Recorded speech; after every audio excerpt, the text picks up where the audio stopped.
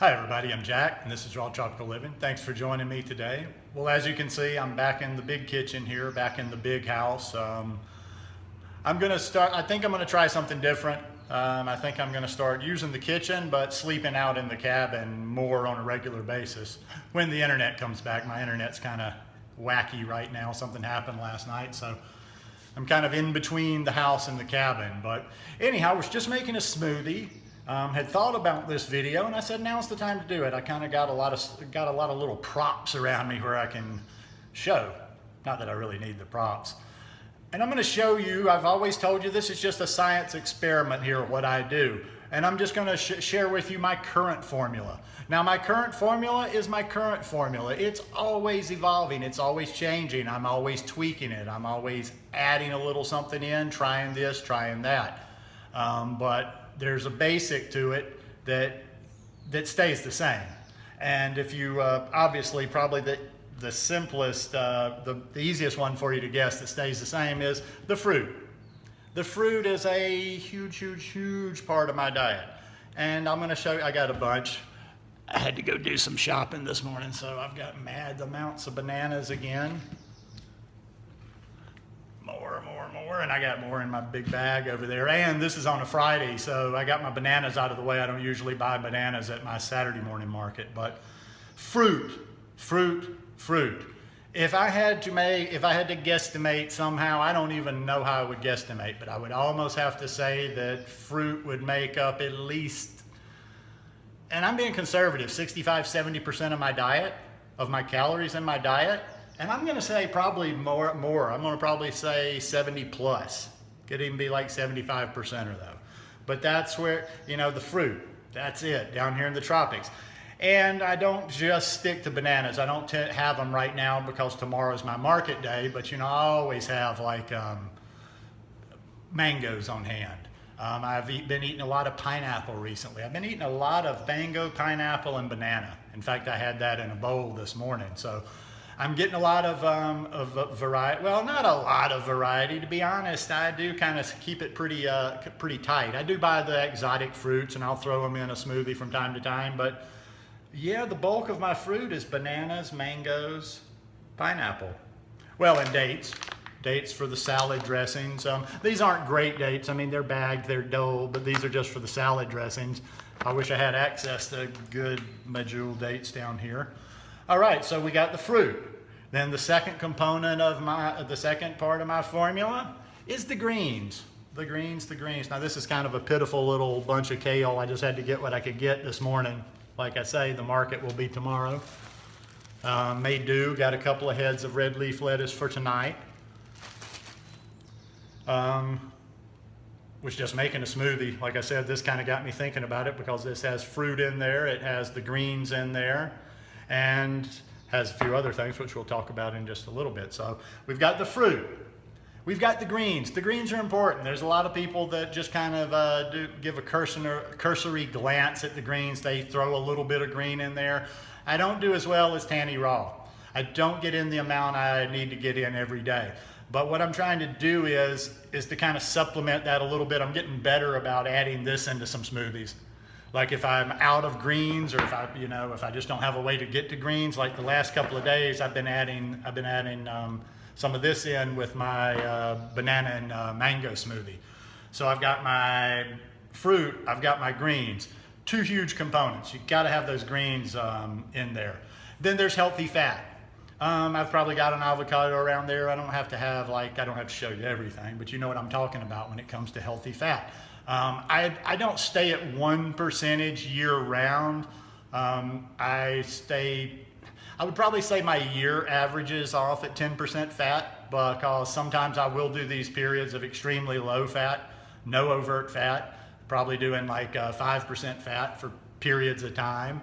And then other times I'm doing a little bit heavier. I've been doing a little bit higher fat since I've been here in the mountains, just because I don't have as much food, I don't have as much access, and I can't go out all the time. So it's important that I'm getting that fat in, just to keep the calories up, just to keep my weight from dropping.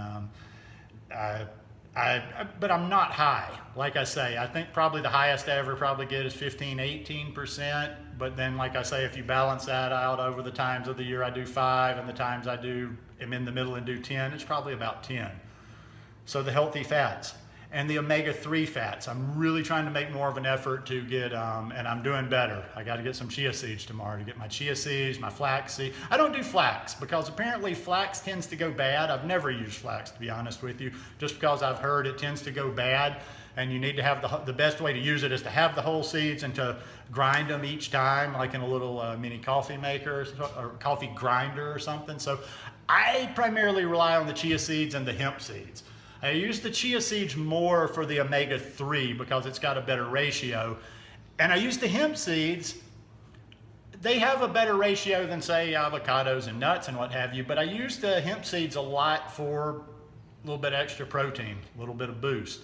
Because, yeah, we're not as vegans, we're not all that obsessed like the outside world is with protein, but when you're trying to be active, when you're trying to maybe put a little bit on, doesn't hurt to get a little bit of extra natural protein. So I try to use my, to supplement the protein stuff with hemp seeds. I use this a lot. I just really like my spirulina. Spirulina has been something I've been using since I first got into this raw vegan thing, and I like it. I just like it. I like the taste of it. I'm one of the people, but forget the effects. I like the taste of it. I miss it. I mean, I'm not going to say I'd want to just mix spirulina in water and drink it, but I miss the taste of that spirulina sometimes if I'll make certain smoothies and I don't have that in there. So that's about it. I mean, it's not all that complicated. My approach is largely the approach, I've talked about this before. It's a great book by T. Colin Campbell, Whole. I don't like I've done that and I've gone through phases, and there are certain nutrients that I do try to focus on a little bit more, but I don't freak out on any one nutrient. We don't, I think if you're eating a wide variety of fruits and vegetables, getting a little bit of this, getting a little bit of that, and eating enough food, we'll get what we need. Now somebody will say, oh yeah, you're not getting everything you need on the raw vegan diet or even a vegan diet, but like I always say, I'll take my chances.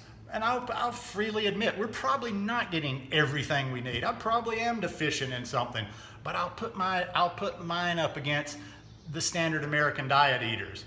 It's almost funny when people will tell you that as a vegan or something, that like they worry about your health concerns, but they don't worry about pounding down that fast food. They don't worry about pounding down some of the most horrible food you can imagine, which I'm not going to be condescending there because it's football season, and I ate many a chicken wing during football season. But anyhow, you get a wide variety, and that's the formula. But the basic formula is the fruits, the greens, the healthy fat, the omegas. I do supplement just a little bit. I don't have my bottle here with me. I haven't moved everything back down. I take like a B12 supplement from time to time. And now I'm learning. Now this is the current formula right now. I'm always learning, always learning. I'm working more on, I'm looking into legumes a little bit more. When I go to the States, it's not like I got to do it immediately. I'm going to get myself a proper sprouting jar with the lid because I want to start sprouting lentils, and I haven't had much success with it. Just like I've got a mason jar, and I've tried some things just using it, but I don't have the top to it. But yeah, I'm like looking into the legumes right now, the mung beans. I would like to start sprouting more, add that aspect in there, but you got to find your formula. And if you don't have all those components in there, because I used to do lots of fruit, I would eat my salads at night, I would have my fat, but I wasn't getting the greens in there. And you feel it. It's just really no way to describe it. You just feel the mixture of the fruit and the greens. I couldn't eat just fruit all the time. I need those greens. Those greens pull me down. They ground me a little bit. It's a fun feeling. I like when I'm just doing fruit sometimes, like if I run out of stuff and I'm just grooving on fruit. Like yesterday, or the last 2 days were really high fruit until dinner, just fruit. But that's the formula as it stands right now. always tweaking, always evolving, because I'm not the same person I was yesterday. I'm not the same person I was 3 days ago. I'm constantly learning. I'm constantly evolving. So I don't close this off. I don't like hold on to something and say, no, this is it. This is how I will do it for the rest of my life. Anyhow, hope you guys enjoyed this one. If you like it, give me a thumbs up. Hope you'll hit that subscribe button below, and I hope you're having a wonderful day. Love you guys. Peace.